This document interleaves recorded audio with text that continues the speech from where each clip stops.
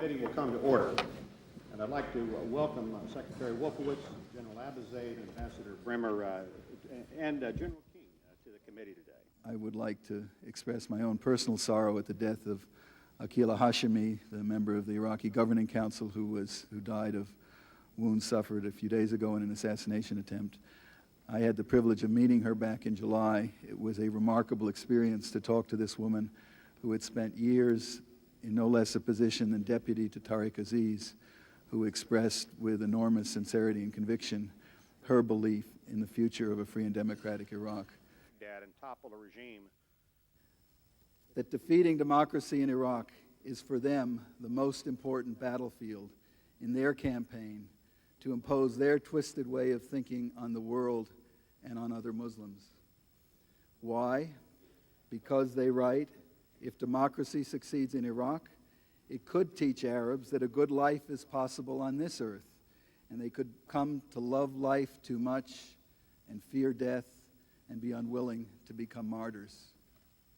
What twisted logic, what sick minds. The path to freedom and prosperity which Europeans enjoy today. Even so, the reality of foreign troops on the street is understandably chafing. Some Iraqis are beginning to regard us as occupiers and not liberators.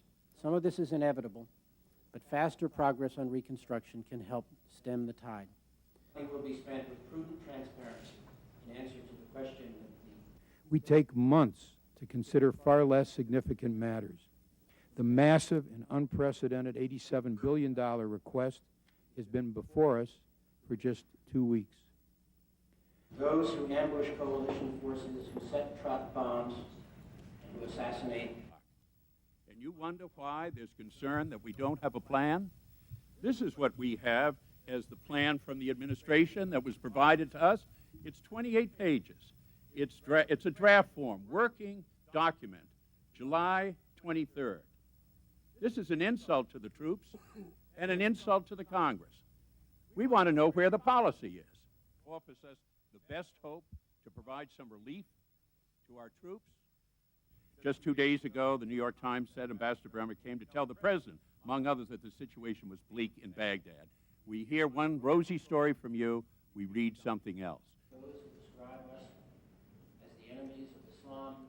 We have difficulties in Iraq. If we didn't have difficulties, I wouldn't be here before you asking the American taxpayer to put another $20 billion up. And we've heard some citations from some polls. I do not believe it is accurate to say that resentment is growing. I think it is correct to say that we need to move urgently now to head off a problem of not being able to have essential services and security for Iraq. For picking up memories.